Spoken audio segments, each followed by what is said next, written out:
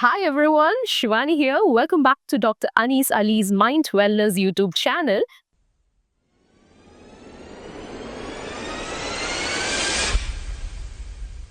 എപ്പിസോഡുകൾ നമ്മളിങ്ങനെ ഓരോന്നോരോന്നായി മുന്നോട്ട് പോയിക്കൊണ്ടിരിക്കുകയാണ്. ഓരോ എപ്പിസോഡിലും നമ്മുടെ വ്യൂവേഴ്സിൻ്റെ, നമ്മുടെ സബ്സ്ക്രൈബേഴ്സിൻ്റെ ഓരോ സംശയങ്ങൾക്ക് നമ്മൾ ഉത്തരം തന്നുകൊണ്ടിരിക്കുകയാണ്. ഇതാ മറ്റൊരു സംശയം എൻ്റെ കയ്യിലുണ്ട്. ഒരു കമൻ്റാണ്: ഡോക്ടർ, എനിക്ക് സാധാരണ നടന്നു പോകുന്നതിൽ നിന്ന് വ്യത്യസ്തമായ എന്തെങ്കിലും സാഹചര്യം വന്നാൽ ഞാൻ ഉടൻ പാനിക് ആകുന്നു. എനിക്ക് അഡ്ജസ്റ്റ് ചെയ്യാൻ പറ്റുന്നില്ല, പിന്നെ ഉറക്കം വരില്ല, ഒന്നിലും ശ്രദ്ധിക്കാൻ പറ്റുന്നില്ല. പുതിയ സാഹചര്യവുമായി അഡ്ജസ്റ്റ് ചെയ്യാൻ സാധിക്കാതെ മാനസികമായി തകർന്നിരിക്കുകയാണ്. അപ്പോൾ എന്താണ് അങ്ങനെ സംഭവിക്കുന്നത്? അതെന്തെങ്കിലും തരത്തിലുള്ള മാനസികമായിട്ടുള്ള എന്തെങ്കിലും അസുഖങ്ങളാണോ, എന്താണ് ഡോക്ടർ? ഓക്കെ, ഇത് സാധാരണ നമ്മുടെ അടുത്ത് കാണാറുള്ളത്, ഇതിന് പറയുന്ന ഒരു മെഡിക്കൽ ടേമാണ് അല്ലെങ്കിൽ സൈക്കോളജിക്കൽ ടേമാണ് അഡ്ജസ്റ്റ്മെന്റൽ ഡിസോർഡർ. ഈ അഡ്ജസ്റ്റ്മെന്റൽ ഡിസോർഡർ പല തരത്തിലുണ്ട്. സാധാരണ നമ്മുടെ അടുത്ത് കാണുന്ന ഒരു കോമൺ കേസ് ഞാൻ പറയാം. ഇപ്പൊ ഗൾഫിലേക്ക് ഇവിടുന്ന് പോകുന്ന ആളുകളുണ്ട്. ഗൾഫിലേക്ക് പോകുമ്പോൾ ഗൾഫിനെ പറ്റിയിട്ടുള്ള ഒരു യഥാർത്ഥ പിക്ചർ അവർക്ക് ഉണ്ടായിക്കൊള്ളുന്നില്ല. അവർ കണ്ട ആ വലിയ ഒരു ഇമാജിനേഷൻ മാത്രമേ അവരുടെ മുന്നിലുള്ളൂ. അപ്പോൾ റിയാലിറ്റി വരുമ്പോൾ നേരെ തിരിച്ചായിരിക്കും. കാരണം ഇവിടുന്ന് കാണുന്ന ആ ഭയങ്കര പോഷ് കാര്യങ്ങളൊക്കെ നമുക്ക് ഒറ്റയടിക്ക് എത്തിപ്പെടുക എന്ന് പറഞ്ഞു കഴിഞ്ഞാൽ ഇറ്റ്സ് വെരി ഡിഫിക്കൽട്ട്. അപ്പോൾ ഞാനിപ്പോൾ എൻ്റെ ഒരു ക്വാളിഫിക്കേഷനും കാര്യങ്ങളൊക്കെ, ഞാനിപ്പോൾ ഒരു ഡിഗ്രി ഹോൾഡറാണ്. ഞാൻ അതിനപ്പുറം എനിക്ക് പഠിക്കാൻ സാധിക്കുന്നില്ല. സാമ്പത്തിക പ്രശ്നങ്ങളോ മറ്റേ കുടുംബ പശ്ചാത്തലമോ ചിലപ്പോൾ ശരിയായിക്കൊള്ളുന്നില്ല. അപ്പോൾ എനിക്ക് എങ്ങനെയെങ്കിലും വിദേശത്ത് പോകണമെന്ന് വെച്ചിട്ടാണ് ഞാൻ പോകുന്നതെങ്കിൽ അവിടെ ചെന്നിട്ട് എനിക്ക് ആ ഡിഗ്രി ക്വാളിഫിക്കേഷൻ അനുസരിച്ചുള്ള ജോലിയാണല്ലോ എനിക്ക് സെർച്ച് ചെയ്യാൻ പറ്റുക, അല്ലെങ്കിൽ എൻ്റെ പ്രീവിയസ് എക്സ്പീരിയൻസോ ഒക്കെ നോക്കിയിട്ടാണ്.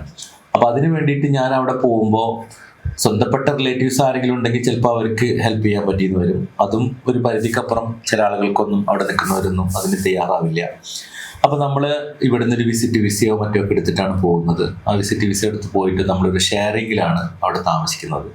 ആ ഷെയറിങ് ലൈഫിനായിട്ട് അഡ്ജസ്റ്റ് ചെയ്യണത് തന്നെ വളരെയധികം പ്രയാസമാണ്. അപ്പോൾ ഞാനൊക്കെ പലപ്പോഴും തുടക്കത്തിൽ ഞാൻ അതിൻ്റെ ആ ഷെയറിങ് ലൈഫ് കണ്ടപ്പോൾ തന്നെ ഇത് എങ്ങനെ അഡ്ജസ്റ്റ് ചെയ്യാൻ കഴിയുന്ന ചിലപ്പോൾ എനിക്ക് പോലും തോന്നിയിട്ടുണ്ട്. ദാറ്റ് മീൻസ് ഒരു റൂമിൽ ഒരു 5, 6, 7 പേര് ചിലപ്പോൾ കിടക്കുന്നുണ്ടാവും. ഇപ്പോൾ ഡബിൾ ഡെക്കർ ആയിട്ടുള്ള കോട്ട് ഉണ്ടാവും, അതിലെങ്ങനെ ഉണ്ടാവും. അപ്പോൾ ആ ബെഡ് സ്പേസ് ആണ് നമുക്ക് കിട്ടുക. ആ ബെഡ് സ്പേസിനാണ് ഇത്ര ദിർഹംസ് എന്നൊക്കെ പറഞ്ഞിട്ട് പറയുന്നത്. അതുകൂടാതെ നമുക്ക് പിന്നെ കിച്ചൺ ആണെങ്കിലൊക്കെ കോമൺ കിച്ചണാണ്. ആ കോമൺ കിച്ചണ്, ടോയ്ലറ്റ്സ്, ഇതൊക്കെ ഓരോ ടൈമിങ് വെച്ചിരിക്കുകയാണ്.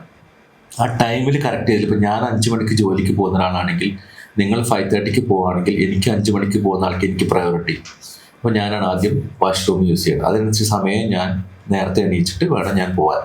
ആ ടൈം മാനേജ്മെൻറ്റ് വളരെ പ്രോപ്പറായില്ലെങ്കിൽ നിങ്ങൾക്ക് നിങ്ങളുടെ ജോലി നഷ്ടപ്പെടും, അല്ലെങ്കിൽ ജോലിക്ക് കയറാൻ പറ്റില്ല, ഒക്കെ പ്രശ്നങ്ങളാണ്. അപ്പോൾ കൂടുതൽ സമയം എടുക്കുന്ന ഒരാൾക്ക് ബാത്റൂമിലോ മറ്റോ കൂടുതൽ സമയം എടുക്കുന്ന ആൾക്ക് ഒക്കെ പ്രശ്നങ്ങളായിരിക്കും. കാരണം അവർക്ക് പുറത്തിറങ്ങാൻ ഡിലേ ആകുമ്പോഴത്തേന് മറ്റേ ആൾ ഇവിടെ ധൃതി പിടിച്ചിരിക്കുകയാണ്. അപ്പോൾ അതൊക്കെ അഡ്ജസ്റ്റ് ചെയ്യണം. അതുപോലെ കിച്ചണിൽ പലതരത്തിൽ ഒരു അടുപ്പ്, ഇവിടെ വേറൊരു അടുപ്പ്, ഒരു ഫ്രിഡ്ജ് തന്നെ 2 കോമൺ ആയിട്ട് നമ്മൾ യൂസ് ചെയ്യുന്നു. അപ്പോൾ ഇതിനായിട്ടൊക്കെ അഡ്ജസ്റ്റ് ചെയ്യണമെങ്കിൽ നമുക്കൊരു മനസ്സ് അതിന് അഡ്ജസ്റ്റ് ചെയ്ത് തരണം.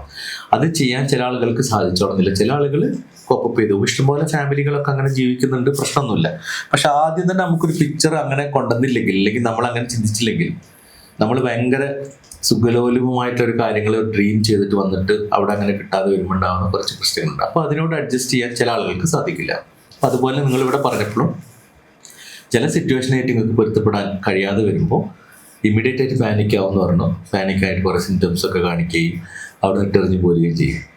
അപ്പോൾ അതുകൊണ്ട് നമുക്ക് പിന്നീട് അതിൻ്റെ ഒരു സൊല്യൂഷൻ ഉണ്ടാക്കാൻ കഴിയില്ല. അപ്പോൾ അതുകൊണ്ട് നമ്മളെ മനസ്സിനെ ആദ്യം തന്നെ നമ്മൾ കറക്റ്റ് ചെയ്ത് ഏകദേശം ഒരു ധാരണ, കുറച്ച് കാലങ്ങൾ നമ്മളിങ്ങനെ ജീവിച്ച് പോകേണ്ടി വരും. അതിന് നമ്മൾ മനസ്സുകൊണ്ട് അഡ്ജസ്റ്റ് ചെയ്യാൻ തയ്യാറായിട്ട് പോവുകയാണെങ്കിൽ ഒരു പരിധി വരെ നമുക്ക് തടയാൻ പറ്റും. കാരണം നിങ്ങളിപ്പോൾ വേറെ സിറ്റുവേഷനിൽ വരികയാണ്. ഇപ്പോൾ നിങ്ങൾ പഠിച്ചൊരു കോളേജിൽ നിന്ന് വേറൊരു കോളേജിലേക്ക് പോകുമ്പോൾ നിങ്ങൾ ആ കോളേജിലെ എല്ലാ കാര്യങ്ങളും, ഇപ്പോൾ പഠിച്ചുകൊണ്ടിരിക്കുന്ന എക്സിസ്റ്റിംഗ് കോളേജിലെ എല്ലാ കാര്യങ്ങളും നിങ്ങൾക്കറിയാം. ഈച്ച് ആൻഡ് എവരി വേർ നിങ്ങൾക്ക് ആ സ്പോട്ടുകൾ അറിയാം. ടീച്ചേഴ്സിനെ കുറേ പരിചയമുണ്ട്, സ്റ്റാഫിനെ, നോൺ ടീച്ചിങ് സ്റ്റാഫിനെ പരിചയമൊക്കെ ഉണ്ട്. അതിൽ നിന്ന് വിപരീതമാണ് നിങ്ങൾ പുതിയൊരു കോളേജിലേക്ക് പോകുമ്പോൾ. അപ്പോൾ സ്വാഭാവികമായിട്ട് നിങ്ങൾക്ക് എല്ലാം പുതുമയാണ്, ആരും അറിയില്ല. അവർക്ക് നിങ്ങളെ അറിയില്ല, നിങ്ങൾക്ക് അവരെ അറിയില്ല. അപ്പോൾ പലപ്പോഴും നിങ്ങൾക്ക് മുമ്പ് കിട്ടിയിരുന്ന കോളേജിൽ നിന്ന് കിട്ടിയിരുന്ന അറ്റൻഷനും ചിലപ്പോൾ ഇവിടെ കിട്ടിക്കോളുന്നില്ല. അതിനി നിങ്ങൾ ഡെവലപ്പ് ചെയ്തിട്ട് നിങ്ങളുടെ കാര്യങ്ങൾ ഓരോന്ന് മനസ്സിലാക്കി, നിങ്ങൾ ചിലപ്പോൾ പല മേഖലയിൽ കഴിവുള്ള ആളായിരിക്കും, പക്ഷെ അതൊന്നും ഒറ്റയടിക്ക് നമുക്ക് പറഞ്ഞു തീർക്കാൻ പറ്റില്ല. അവർ മനസ്സിലാക്കി വരണം, അതിന് ടൈം എടുക്കും. ആ ടൈമിൽ നിങ്ങൾ മൂഡ് ഔട്ട് ആയി കഴിഞ്ഞാൽ നിങ്ങൾക്ക് കഴിയുന്ന കഴിവുകൾ കൂടി എടുക്കാൻ പറ്റാതാവും. അപ്പൊ അതിനൊരു മാനസികമായിട്ട് അപ്പൊ സാധാരണ ഇതിൽ അഡ്ജസ്റ്റ്മെന്റ് ഡിസോർഡർ നമ്മൾ പറയാറ് ഒരു 3 മാസം ടൈം കൊടുക്കും. ഏതൊരു സിറ്റുവേഷനായിട്ടും പൊരുത്തപ്പെടാൻ നിങ്ങൾക്ക് സാധിക്കണമെങ്കിൽ അതിൻ്റെ ഒന്ന് അഡ്ജസ്റ്റ് ചെയ്ത് വരാനുള്ള ടൈമാണ് നമ്മളൊരു 3 മാസം. 3 മാസം കഴിഞ്ഞിട്ടും നിങ്ങൾക്ക് ഈ സിംറ്റംസ് പെർസിസ്റ്റിംഗ് ആണെങ്കിൽ നമ്മൾ അഡ്ജസ്റ്റ്മെന്റൽ ഡിസോർഡർ എന്ന് പറയും. 3 monthsന് ശേഷമാണ് അതൊരു ഡിസോർഡറിലേക്ക് മാറുന്നത്. കാരണം ആ പീരീഡൊക്കെ നോർമൽ പീരീഡാണ്. ആ സമയങ്ങളൊക്കെ നമുക്ക് എല്ലാവർക്കും ഉണ്ടാവുന്ന അഡ്ജസ്റ്റ് ചെയ്യാനുണ്ടാവുന്ന പ്രയാസങ്ങളാണ്. പക്ഷെ അതിൻ്റെ ഉള്ളിൽ നമ്മൾ നോർമലി ഓവർകം ചെയ്തിട്ട് തിരിച്ചു വന്നിരിക്കും.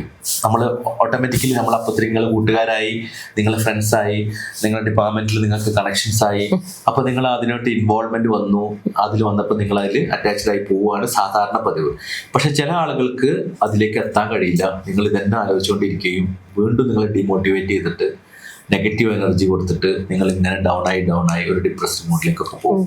അപ്പൊ അത് ഇല്ലാതിരിക്കാൻ, അപ്പൊ അങ്ങനെ സാഹചര്യം വരുന്നുണ്ടെങ്കിൽ, അത് ബുദ്ധിമുട്ടായി തോന്നുന്നുണ്ട്, എൻ്റെ എല്ലാ മേഖലയും തടസ്സങ്ങളായി സൃഷ്ടിക്കുന്നുണ്ടെങ്കിൽ തീർച്ചയായിട്ടും ഒരു പ്രൊഫഷണലായിട്ട് ഡോക്ടറുടെ സഹായം തേടണം. ചിലതൊക്കെ നമുക്ക് കൗൺസിലിങ്ങിലൂടെ കറക്റ്റ് ചെയ്യാൻ പറ്റും. ഈ കണ്ടീഷൻ ആണെങ്കിൽ കൗൺസിലിങ്ങിലൂടെ കറക്റ്റ് ചെയ്യാൻ പറ്റും. കൗൺസിലിംഗ് കറക്റ്റ് ചെയ്തിട്ടും എഫക്റ്റീവ് ആവണില്ലെങ്കിൽ മാത്രമാണ് ചില മെഡിസിൻ്റെ സപ്പോർട്ട്, അതൊരു മനോധൈര്യം കിട്ടാൻ വേണ്ടിയിട്ട്, മനസ്സിനൊരു കോൺഫിഡൻസും ഒരു ട്രസ്റ്റും കിട്ടാൻ വേണ്ടിയിട്ട്, സപ്പോർട്ടിന് വേണ്ടിയിട്ട് ചില മെഡിസിൻസ് തന്നിട്ട് അത് അധികം വൈകാതെ തന്നെ നമുക്ക് ഗ്രാജുവലി ഡിക്രീസ് ചെയ്തിട്ട് ടാപ്പർ ചെയ്തിട്ട് നിർത്താനും സാധിക്കും. അപ്പോൾ ഇത് അത്രയും പേടിക്കേണ്ട ഒരു കണ്ടീഷൻ അല്ല, എല്ലാവർക്കും ഉണ്ടാകുന്ന ഒരു അവസ്ഥ തന്നെയാണ്. ചില ആളുകൾക്ക് അതിനെ അതിജീവിക്കാൻ കുറച്ച് പ്രയാസം നേരിടും. അപ്പോൾ ഒരു പ്രൊഫഷണൽ ഹെൽപ്പ് കിട്ടിയാൽ നന്നായിരിക്കും. നമ്മൾ ചില മാതാപിതാക്കളൊക്കെ പറയുന്നത് കേൾക്കാറുണ്ട്, ഞാൻ അല്ലെങ്കിൽ ഞങ്ങളുടെ മക്കളെ ഒരു ബുദ്ധിമുട്ടുകളും അറിയിക്കാതെയാണ് വളർത്തിയിട്ടുള്ളത് എന്ന്. ചിലർ അതൊരു ക്വാളിറ്റി ആയിട്ട് കാണാം. അപ്പോൾ അങ്ങനെ ഒരു ക്വാളിറ്റി ആയിട്ട് നമുക്കത് ഒരിക്കലും കാണാൻ സാധിക്കില്ല. ചെറുപ്പം തൊട്ട് തന്നെ എന്തൊരു പ്രശ്നമാണെങ്കിലും അത് മക്കളെ അറിയിച്ചുകൊണ്ട് വളർത്തുക, ആ ഒരു സിറ്റുവേഷനുമായിട്ട് അഡാപ്റ്റ് ചെയ്തുകൊണ്ട് അല്ലെങ്കിൽ അഡ്ജസ്റ്റ് ചെയ്തുകൊണ്ട് അവരെ ജീവിക്കാൻ പ്രാപ്തരാക്കുക തന്നെ ചെയ്യണം. ചെറിയ ചെറിയ കാര്യങ്ങൾ അഡ്ജസ്റ്റ് ചെയ്ത് പോകുമ്പോൾ ഭാവിയിൽ വലിയ വലിയ കാര്യങ്ങളുമായിട്ട് അഡ്ജസ്റ്റ് ചെയ്ത് പോകാനുള്ള ഒരു പ്രാപ്തി നമുക്ക് ചെറുപ്പം തൊട്ട് തന്നെ ഉണ്ടായി വരണം. അതിനുള്ളൊരു ടീച്ചിങ് മെത്തേഡ് ഒരു പേരന്റിങ് മെത്തേഡ് പേരൻസും വീട്ടിൽ നിന്ന് തന്നെ ഉണ്ടാക്കിയെടുക്കേണ്ടതാണ്. നമുക്ക് മറ്റൊരു എപ്പിസോഡിൽ വീണ്ടും കണ്ടുമുട്ടാം. Till then, this is me, Shivani, signing off. Bye bye.